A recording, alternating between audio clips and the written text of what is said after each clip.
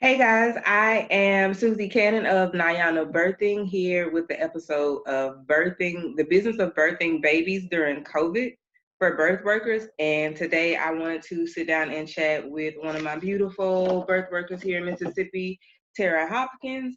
And we will be talking about her career as a doula and what her experience has been like during birth, her career, what she's experienced during COVID, the different things that she's learned.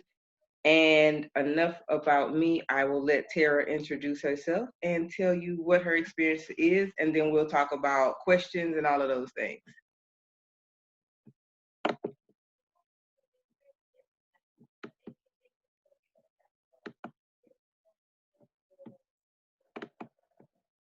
I'm sorry. Okay. All There you right. go. Okay. Well, I'm 23 years old, from Meridian, Mississippi, but currently I am in Atlanta, so I relocated. Nice. Um, I am the creator of One Love Doula Services, and I decided to get into it about take a training with Tony Hill and Nakia Michelle in like 2019. So yeah, I'm trying to think if that's right. That's just a little bit to start off about me. Not much, but a little bit. Ooh, I love Tony. Tony is one of my favorite trainers, and she teaches so differently. And she's just a regular down home chick. Like she's like the big sister to me. So it wasn't like medical rigidness. It was what would you do for your sister? How would you want to be cared for? And then given all like Tony always have resources. So that brings me to what made you want to become a doula? Um, well, at the time I decided I was in college, and I'm young, so I'm still like trying to figure out like, okay, what I want to do, and I love learning about pregnant women and babies. In fact, I went to college for nursing, but that's not even my thing anymore. So I just got to researching and looking up things, and doula came about. And I started doing my research more, and I got in contact with a doula.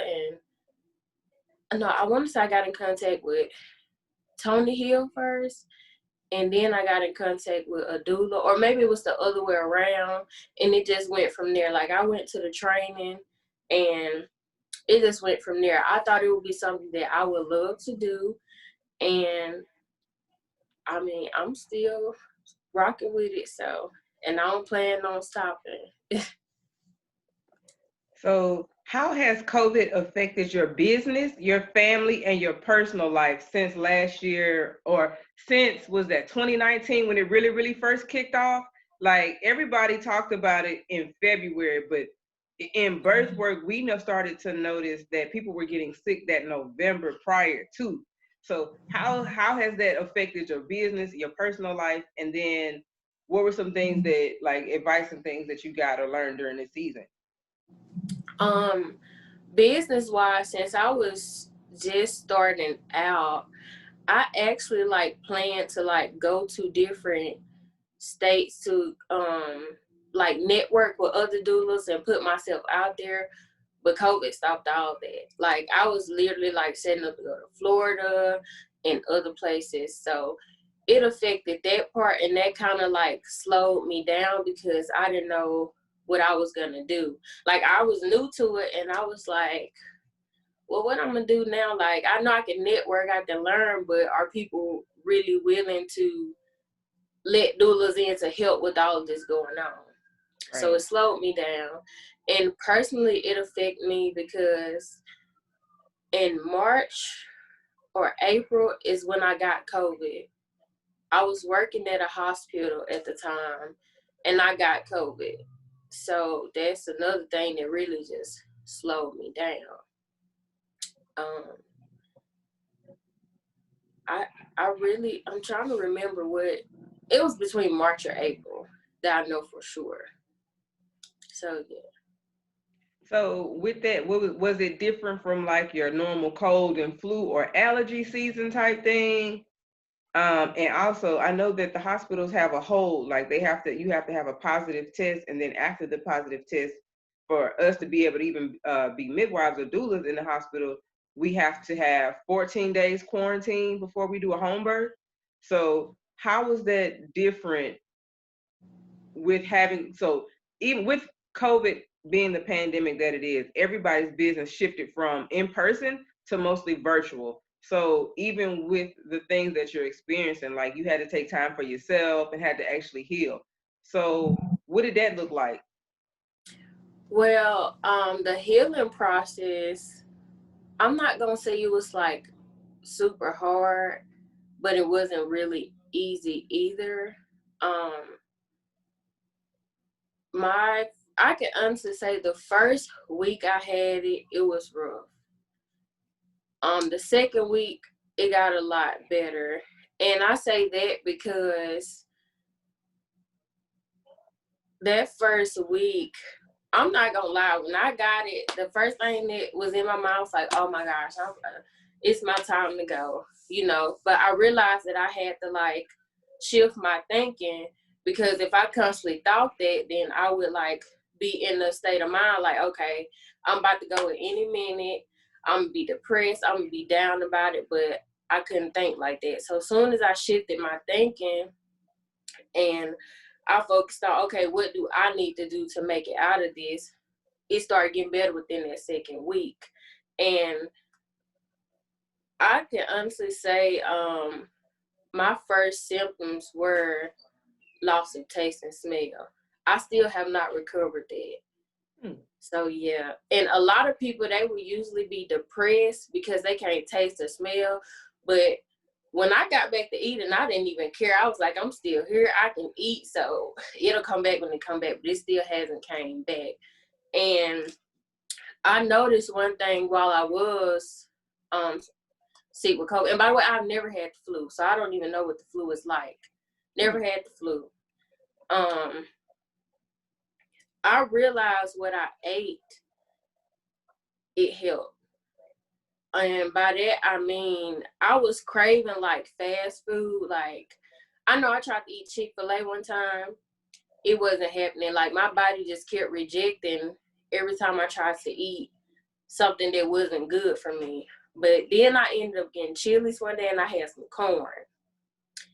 I ate that corn on the cob and I was like, I said, Mom, don't give me nothing but vegetables. And it was so easy for me to eat vegetables and fruit and drink water, which I'd like to drink water anyway. And I drank Gatorade as well. For some reason, my body was rejecting the Pedialyte. Like it wasn't with that, but the fruits and vegetables helped me. It helped me make it through it. And the Tylenol sinus I took, and the NyQuil I took because I was very restless.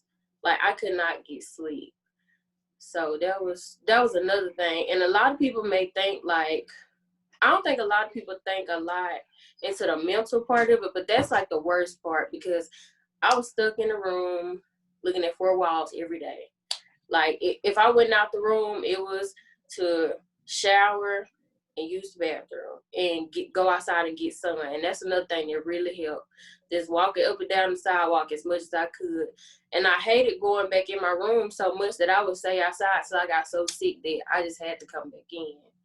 So yeah, that first week was rough and restless. But like I said, the more I did that, what I just said, like the second week continued to get better. You have a very mothering nature about you, like that, and your mindset. I was gonna ask about that, like how did your diet and change? But your body, the same thing we do as birth workers for mothers, like you naturally do that for yourself. In this period, like us being in the house more, you had to stay mentally active and physically active, because when we stop and get still, it is like a mental prison. Like if anybody has ever been trapped in four walls, whether it's a cubicle or daycare or jail, you know that after a while those four walls start closing in, and then they're talking about, the news is telling you how many people are dying, then it's the people, and knowing people who are sick. So mindset, we cut out a lot of fast food pork, we cut out a lot of beef, and we really stuck to fresh vegetables, smoothies, and for the last couple of months, I've really been craving like bone broths and stuff like that. But I really fell back on my doula training. Like that was my experience to look up an herb first, and I also noticed ginger powder, cloves, just different things that were staples around the house in the kitchen, but it really helped us not be sick at all. Tell me about the test. How was the test that they gave you, and did you get the vaccination? The taste wasn't that bad. It just like burned, but that's about it. The vaccination I have not got. I done fought the virus, so I'm like, that's all the fighting my body need to do. Like I'm not really ready with taking the vaccination yet. Like it ain't mandatory, so I ain't gonna go get it. So yeah, oh, and another thing I would like to mention, I didn't drink anything cold. It was either room temperature or hot. And I'm a tea drinker, so I love my teas, like my lemon ginger tea, green tea. I like oolong tea. That's like my favorite too. But you know, while I was sick, I was drinking my tea, and I had like a routine every day. Of course, my mom, she was there to take care of me. And to be honest, my mom never caught it. I was in the house with my mom and my brother. They never caught it, like ever. And my mom was like, Tara, everything you was doing, I was doing. So I was like, well, maybe that helped her out. Even with now, my thing is the mindset. They say we never get sick until we are stressed or anxious. So that brings me back to mindset. Where was your head at that time? Like, was you stressed? Was you like worried about bills? Was you worried about like your friends and family? What was your mental state at, like when you first found out you had COVID in that time around March?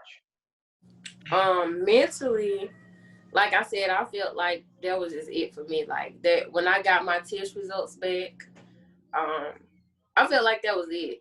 Like I was on the phone crying with my supervisor, telling her, crying to my mom. I was like, what am I gonna do? You know.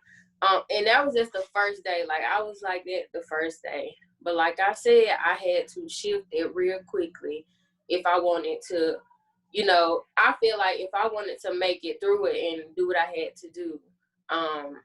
But after that, the second day, like my mindset began to change. I was not gonna let that consume me. Although the mental part of it was worse. Like I couldn't even touch my mom. I couldn't even hug her. And I wanted to so bad. You know, I couldn't even go lay in the bed with her and get that kind of comfort. Like I just had to lay in my bed and looking for walls. And so, but you know, it shifted. And also working in the hospital, just going on the COVID floor, I could tell it was driving people crazy. I would literally walk on the hall and people would just be screaming in their rooms. And I'm like, the mental part of, like, you have to be strong for it.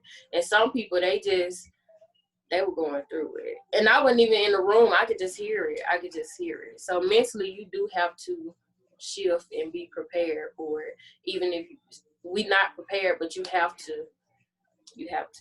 Another thing I noticed that was crazy was that some hospitals will allow you support. And then the crazy part to me was you have to choose between having a birth worker or having your spouse in a hospital full of people who are exposed to COVID all day. But what that does mentally to some of the clients who are moms, like you literally have to choose between your spouse who may be working 12-hour shifts, like most of these guys, they really, out here working.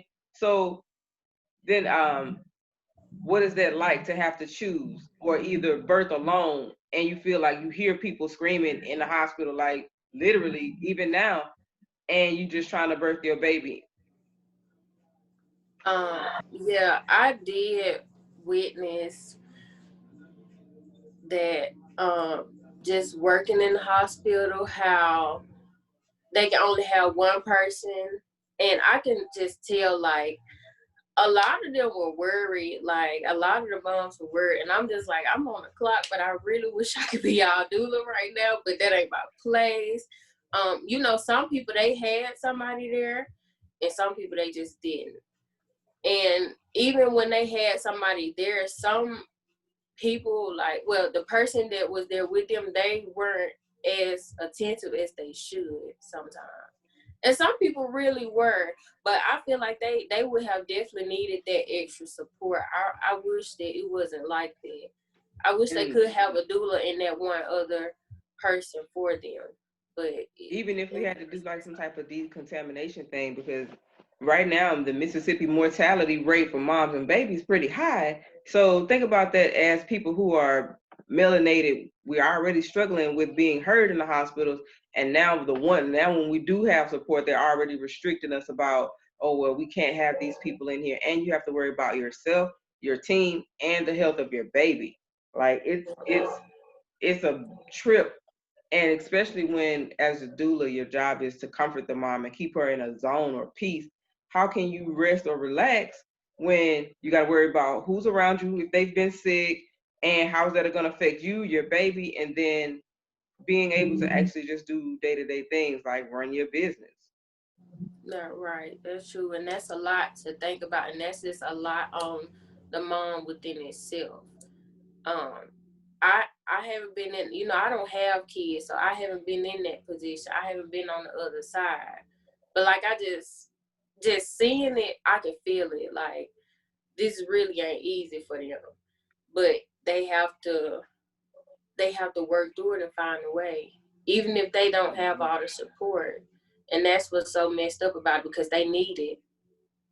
Another thing I've noticed moving from New Orleans, LA to here, a lot of the moms in our communities don't even know what a doula is. So by the time they even see a Tony Hill or somebody like us, they're at 36 weeks and we have to cram 9 months worth of information in like a week and a half. And then she might be pre-eclamptic, she might have gestational diabetes and want a home birth. Another thing I've seen is the increase in people who are wanting home births. So what do you think moms during this time need to know about hiring a birth worker, whether that's a midwife or a doula or birthing? So I don't do unassisted births, but I've noticed a lot of people want to avoid the contamination and all of that. So with that removed, how do you have a home birth style setting within the hospital so that you're not doing the interventions or as much contact in a time where everything is hands, nose, and mouth? Um, well, first of all, I can say is a lot of people in Meridian do not know what a doula is. So I always encourage them to do their research, because people have came to me and was like, I want you to deliver my baby. And I was like, I can't do that. I don't catch babies. You know what I'm saying? I was like, I don't catch babies. And that kind of like stopped them right there. But I feel like they did their research, and they'll know, like, okay, this is what I'm getting into. And also, with that being said, not having a midwife there, I don't want to do something like that. So I always, encourage, like, if you're doing a home birth, look into midwives, look in the area. If I know somebody, I'll be like, okay, this person, let me put you on. But yeah, I don't do unassisted. I need all. Yeah, and it's a lot of people have been really, really mad. Like they want a virtual doula, and that's how I've been like supporting, okay, with all the parameters and things. It's like supporting you virtually. I can record the classes on childbirth education, breastfeeding. I can send you a slew of documents. But if you don't read some of the stuff, like as melanated doulas, it's hard enough to get fair wage. Like fair wage as a doula between here, Atlanta, New York is anywhere between 800 and 2,500 just for virtual. So when you think about having to negotiate with your clients and avoid, like, it's like double dutch between getting paid, COVID, and people trying to get you to work 12 hours for like $20. And you don't understand. I really hold space for you. So COVID had me tighten up my paperwork, contracts, whether virtual, in-person, home birth. Why I don't do unassisted, because that's against medical advice, like having everything in my contracts and being able to talk to people who already understand what a doula is. I've talked to the big office, the OBs within like 2 hours, and just saying, hey, I know a lot of these moms are needing doulas. I see the numbers, especially with 20% plus in mortality and morbidity. So how can we work together? Right. And a lot of people aren't as supportive in the hospital. I know I ran across one nurse, and he was Caucasian, and he was like, we really need y'all. And I was like, oh my God. I'm like, you're the first person I have Unicorn, heard. because most people like, what y'all doing? Why I gotta pay you? Because you don't speak medical. I do. Like sometimes it does help to have another medical professional.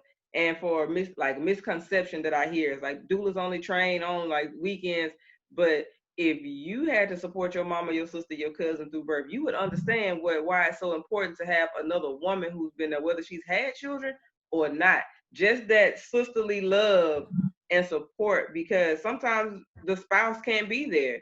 So that causes a mother's labor to be slow because she's stressed, she worried, she wished Tyrone or whatever his name was there. And he had, like, so that causes labor to be slow.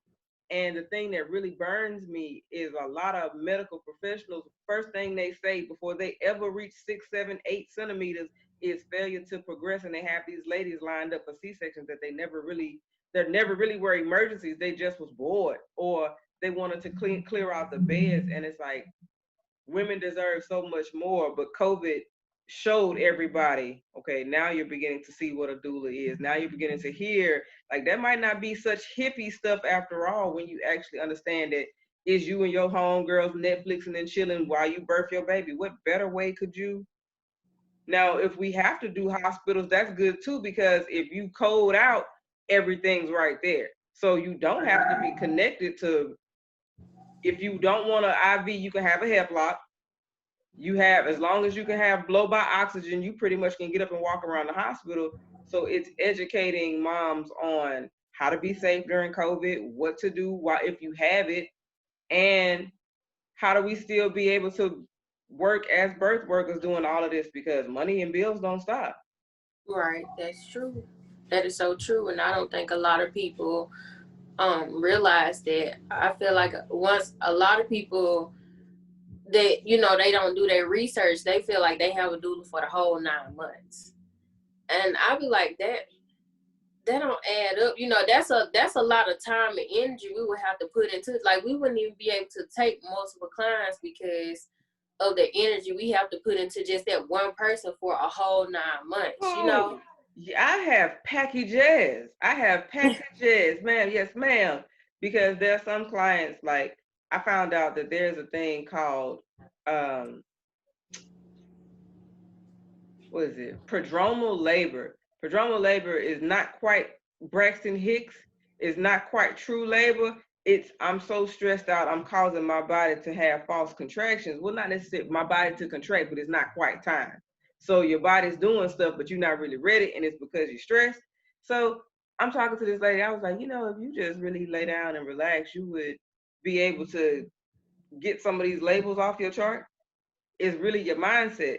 So that's one of the first things. Like, if you want me to help you from preconception to the time your test say plus to the time baby walking around eating my snacks, like, if you want that type of, we can build a package for that. But first thing I ask clients is, what is your budget, and what do you have in mind for what a doula is?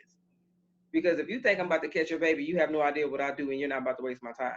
Now, if you know that I'm like, a coach or somebody that's like, okay, here's all the research for prodromal labor. Here's all the herbs for bleeding. Here's how to quit smoking. Here's how to, that's what doulas do. It's the mediator between the doctors and nurses and Uncle Jeb that really don't know nothing about birth, but they got 50 kids.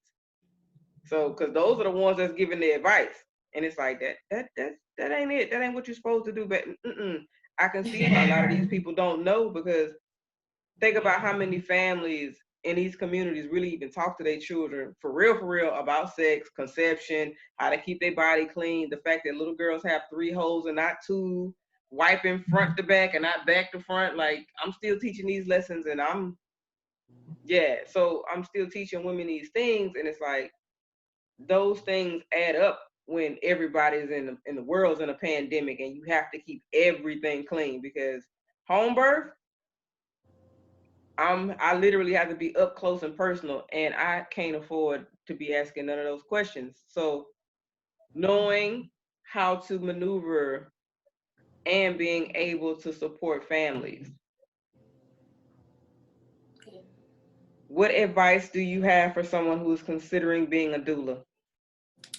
My advice for someone who is considering being a doula is to, like I would say, do your research. That's number 1. Number 2, just go for it. You know, don't procrastinate. Don't just wait around and say, "Oh, I'm gonna do it." No, just go for it, because we need more doulas, and we need more doulas that look like you and I. You know, and just even if you aren't taking clients, you still need to be learning. Read a book, take a class. You know, that's stuff I'm working on myself.